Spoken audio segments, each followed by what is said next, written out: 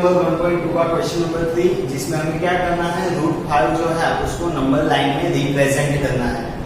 √5 को number line में represent करना है। तो सबसे पहले हम क्या करेंगे, ध्यान दीजिए, अच्छे से समझना। यहाँ पे सबसे पहले हम 1 नंबर लाइन ड्रॉ करेंगे, राइट। नंबर लाइन हमने ड्रॉ की,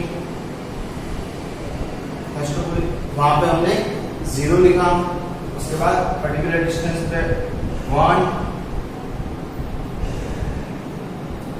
2 एंड 3, 1, 2 एंड 3। अब हम क्या करेंगे, √5 को हमें रिप्रेजेंट करना है, ओके। तो फर्स्ट ऑफ ऑल मैं आपको बता दूं कि हमें कौन सी प्रोसीजर यहाँ पे फॉलो करनी है। तो हम पाइथागोरस जो थ्योरम है उसकी मदद से हम √5 को नंबर लाइन में रिप्रेजेंट करेंगे। तो √5, तो सबसे पहले हम क्या करेंगे, 2 यूनिट का नंबर लाइन में एक लाइन सेगमेंट लेंगे, ओके। सबसे पहले हमने 2 यूनिट का लाइन सेगमेंट ले लिया। मैं आपको रीजन बताऊंगा हमने 2 यूनिट का क्यों लिया। तो फर्स्ट ऑफ ऑल आप 2 यूनिट का लाइन सेगमेंट लोगे, उसके बाद क्या करोगे, 0 पे A पॉइंट प्लेस करोगे और 2 पे पॉइंट B को प्लेस करोगे, ओके। और पॉइंट B से परपेंडिकुलर, आप 1 यूनिट का लाइन सेगमेंट बनाओ। समझ में आया? पॉइंट B से 1 यूनिट का लाइन सेगमेंट बनाओगे और वहां पे पॉइंट C नाम रखोगे। क्या रखोगे? Point C। उसके बाद यहां तक आपको डाउट है, कुछ क्लियर है? अब यहां तक आपने किया, उसके बाद आपको क्या करना है, पॉइंट C है और पॉइंट A है, दोनों को जोड़ देना है। आप क्या करोगे, पॉइंट C और पॉइंट A को जोड़ दोगे तो आपको एक लाइन मिलेगी और जो लाइन होगी √5,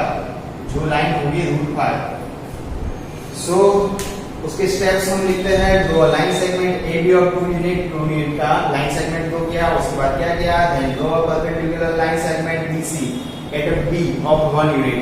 परपेंडिकुलर लाइन सेगमेंट बनाया 1 यूनिट का, ओके, जहां पे हमने C मार्क किया और C और A को हमने ज्वाइन किया। Then join the point C and A को ज्वाइन कर दिया अकॉर्डिंग टू पाइथागोरस के थ्योरम के अकॉर्डिंग। क्या हो सकता है, यहाँ पे राइट एंगल है, ओके। तो ये हमारा डायगोनल बनेगा। पाइथागोरस के थ्योरम के अकॉर्डिंग हम क्या लिख सकते हैं, AC स्क्वायर, डायगोनल का square is equal to AB square plus BC square. It means AB कितना है हमारा, 2 यूनिट है, राइट।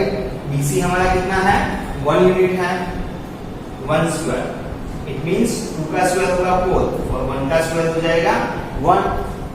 सो हमें AC square is equal to मिलेगा 4 + 1, okay. So AC square is equal to 5 मिलेगा और AC स्क्वायर को हटाएंगे तो स्क्वायर रूट आएगा। सो AC की वैल्यू हमें मिलेगी √5। यहां तक क्लियर है? अब आपको क्या करना है, AC की जो वैल्यू मिली A पे पॉइंटर रखना है, A पे ऐसे राउंड रखना है और इतना डिस्टेंस A से लेके C का डिस्टेंस मेजर करना है।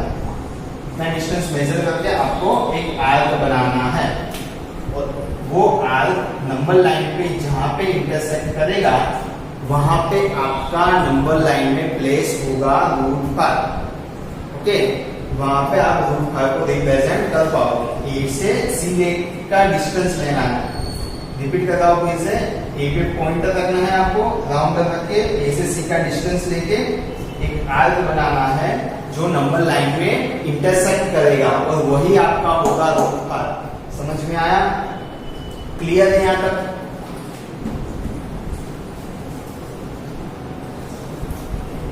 चलो क्वेश्चन नंबर 4 में हमें क्या डिस्कस करना है, किस टाइप का डेसिमल एक्सपांशन है। 36/100 करोगे तो किस टाइप का डेसिमल एक्सपांशन बनेगा।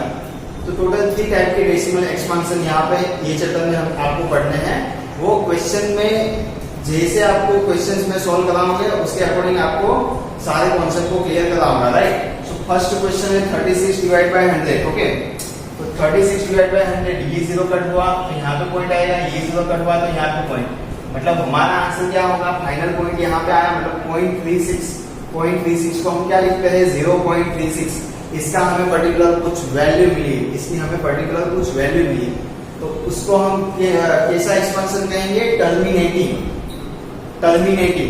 Okay, terminating decimal. क्या लिखेंगे, टर्मिनेटिंग डेसिमल, मतलब पर्टिकुलर आपको कोई वैल्यू मिलती है, आगे डिवीजन नहीं होता है, पर्टिकुलर आपको कुछ वैल्यू मिल जाती है तो उसको आप कहोगे टर्मिनेटिंग डेसिमल। जैसे कि दूसरा एग्जांपल आपको लेके बताता हूँ 1/2, तो 1/2 का आंसर आएगा 0.5, पर्टिकुलर इसका कुछ आंसर आ रहा है तो ये एक्सपांशन होगा टर्मिनेटिंग डेसिमल एक्सपांशन। इतना समझ में आया? तो आप पूछोगे सर नॉन टर्मिनेटिंग कौन सा होगा, तो नॉन टर्मिनेटिंग किसको कहते हैं, सपोज कि ऐसा कुछ आंसर आया 2754, ऐसा कुछ आंसर आया और आगे रिपीटिंग होता जाता है, ओके, ये डिवीजन कभी कंप्लीट नहीं होगा, आगे आगे करते जाओगे तो डिवीजन आपका आता रहेगा, मतलब ऐसा जो एक्सपांशन होगा उसको हम कहेंगे नॉन टर्मिनेटिंग डेसिमल एक्सपांशन। और उसमें भी दो टाइप्स आते हैं नॉन टर्मिनेटिंग में, non terminating recurring, non terminating non recurring. तो क्वेश्चन हम सोल्व करते जाएंगे, उसके अकॉर्डिंग मैं आपको बताता जाऊंगा, ओके।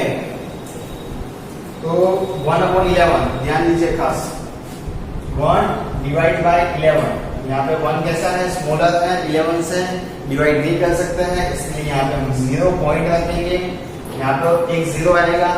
10 है, फिर भी 10 भी स्मॉलर है 11 से, तो फिर और एक 0 आएगा, 0 रखेंगे, यहाँ पे 0 आएगा। 11 9 जा 99, ओके, सब्ट्रैक्ट करेंगे तो हमें मिलेगा 1, 100 में से 99 जाएगी तो हमें मिलेगा 1। सेम कंडीशन फिर से अप्लाई होगी, 1 है, हम डिवाइड नहीं कर सकते हैं, इसके लिए 0 रखेंगे, ओके। 10 है, फिर भी हम डिवाइड नहीं कर सकते, तो यहाँ पे 0 आएगा और एक 0 हम ऐड करेंगे। समझ में आया? ये मैं मेरी मेथड से करा रहा हूँ, आप अपनी मेथड से भी डिवीजन कर सकते हो। 11 9 जा कितना होगा, 99। फिर से 1 बचेगा, तो हम क्या करेंगे, 0 पुट करेंगे, फिर भी 10 है, स्मॉलर है, डिवाइड नहीं हो सकता है, तो हम और एक 0 पुट करेंगे यहाँ पे, इसके लिए यहाँ पे एक 0 आएगा। समझ में आ रहा है? 11 9 जा 99।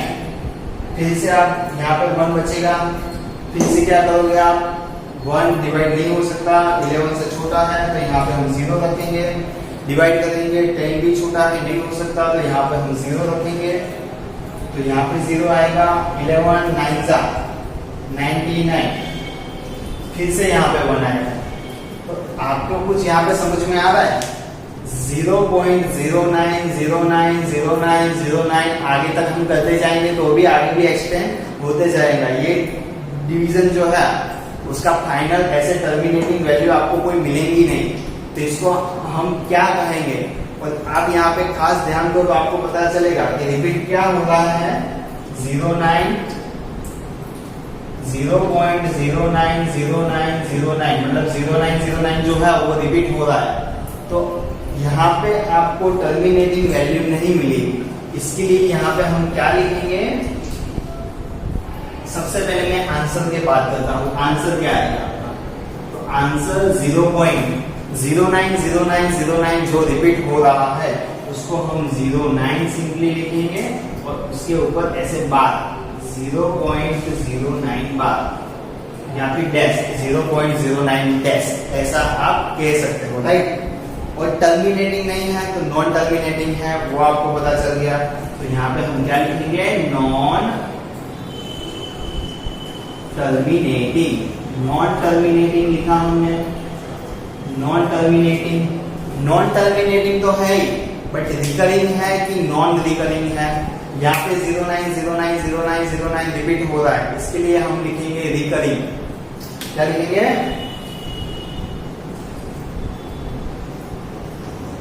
Recurring, okay. मतलब यहाँ पे नॉन टर्मिनेटिंग रिकरिंग आएगा। तो तो आप पूछोगे sir non terminating non recurring कब आएगा, तो उसका भी एक मैं आपको एग्जांपल बताता हूँ।